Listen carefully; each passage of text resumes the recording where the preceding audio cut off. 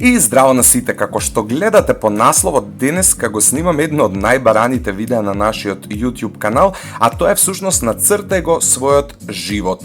Да, јас од кога веќе го намонтирав видеото и сега од кога снимам voiceover сватив дека многу некои битни моменти сум пропуштил, но не е едноставно, нели, да го нацрташ својот живот у едно видео, така што ќе се потрудам накусо да ви го доловам, да ви ги доловам сите овие моменти кои всушност ги нацртав на лист хартија. И пред да започнам ве молам, не замерувајте на моите уметнички способности, затоа што сум брутално антиталентиран за цртање, нејте се потрудив и гласовно ќе се потрудам ствари да ви ги доловам моментите кои всушност ги нанесувам на лист.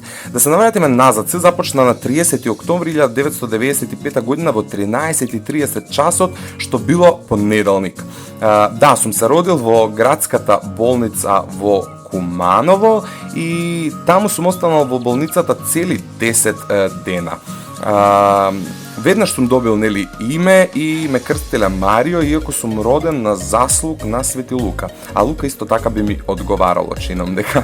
2 години пред тоа всушност се родила девојката која има најголемо значење во мојот живот, а тоа е мојата сестра, која цел живот кон мене се однесуваше како втора мајка. Многу беше, иако е само 2 години, нели, постара од мене, многу се грижеше за мене и навистина и ден денеска чувствувам нејзината љубов, иако веќе не живееме заедно, односно таа се омажи и живее некаде далеку, односно во Германија. Но нашата љубов никогаш, нели, нема да згасне.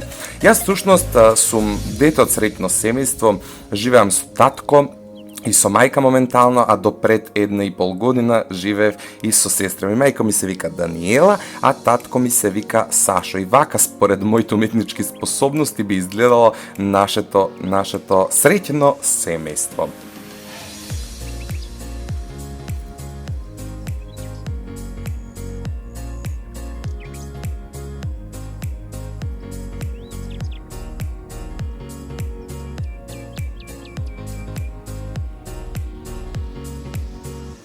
Овде пишувам 3 дена подоцна, што не е точно. Веќе напоменав дека после 10 дена всушност сум излегол од градската болница во Куманово, затоа што веројатно имало некакви проблеми. Не знам, по консултирањето со мајка ми тоа го сватив, а мислев дека само 3 дена сме лежеле таму. Ме дочекаа дома баба и дедо, кои всушност се мајка и татко на мојот татко, и први тие, нели, ми ја пружија таа љубов, затоа што 2 години сме живееле заедно, но дедо ми потоа почина.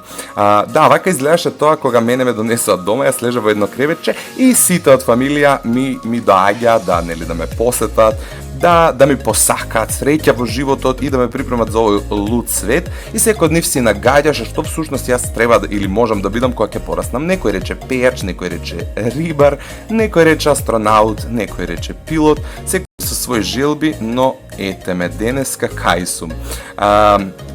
Откако, нели, сите ме виделе, следува нешто што и можеби не е баш толку пријатно во мојот живот. Откако малку повеќе сум пораснал, сум имал многу слаб имунитет и заедно со сестра ми, поради тоа што и таа имала слаб имунитет, 30 дена сме биле во болница без родителски надзор.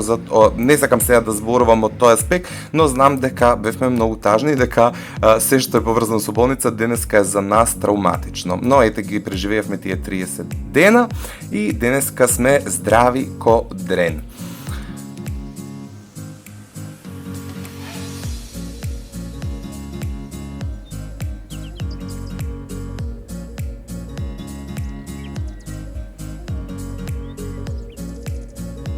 Суштински бев многу палаво дете како мал и бев многу љубоморен на мојата сестра затоа што имаше пријателки и најчесто ги прскав со пиштолче полно со вода преку бравата на вратата од нејзината соба. Дојде времето кога требаше да тргнам, односно процес на образованието, и таа за мене кратка хорор приказна, се запишав во Кочорацин, едно кумановско основно училиште, каде што ги завршив првите 8 години и бев 8-3, ако не се лажам. Мислам, бев и прво 3, второ 3, трето 3, па се до 8-3. Потоа дојде моментот кога требаше малце да одиме на тој втор степен од образование, односно средно школо. Музичкото училиште секогаш ми беше, нели, нешто што сонував да го учам, но за жал немав поени и тоа не беше мојата опција. Се запишав во гимназија и после 30 дена тоа се испостави како лоша одлука, затоа отидов и 4 години средна школа завршив во економско. Меѓутоа, тука дојда моите апетити се отворија и тргнав на македонскиот идол. Тоа беше чинам дека 2010-та, ако некој знае подобро нека ме поправи, но 2009-та, 10-та, 11-та отприлика тој период. После македонскиот идол дојде М2, па се појавија сите наши песни и тоа беше деја музички надпревари каде што всушност јас се стекнував со многу големо музичко искуство кое денес ми служи или не. Да, потоа дојде таа фаза односно трета фаза на образование каде што јас одлучив да се запишам на филозофски факултет во Скопје, односно на смерот социологија, затоа што сметав како општествена наука која е најнекако отворена да ти помогне да студираш, односно да научиш се што е можно повеќе, а тоа да не биде стрикно. Но во првата година ми стигна понуда за прво македонско музичко реално шоу на иста адреса, каде што јас имав 19 години и се упуштив у тоа лудило.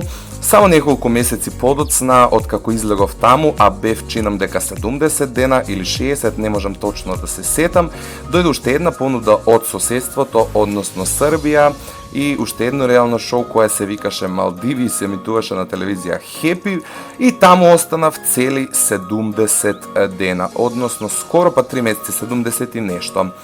За да го заборавам сето тоа лудило од реални шоу, одлучив да побегнам малку од државата и да отидам во соседната Бугарија, каде што се пријавив на X Factor и тоа за мене е најголем успех затоа што стасав до топ 24 кандидати и ментор ми беше еден од денеска најпопуларните музички изведувачи на Балканот, а тоа е Криско, кој сепак не ме зема на лајв концертите, но за мене беше и огромен успех што стаса во најдобрите 24 од цела Бугарија.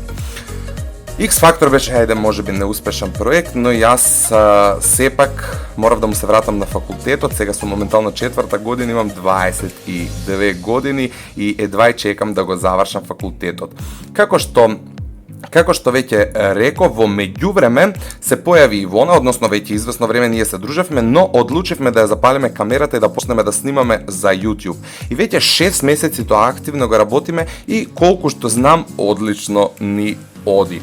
YouTube е наше хоби и наш приоритет моментално покрај нели образованието и за само 6 месеци ние успеевме да стигнеме до 6000 сабскрајбери, за што и во оваа прилика сакам многу да ви се заблагодарам.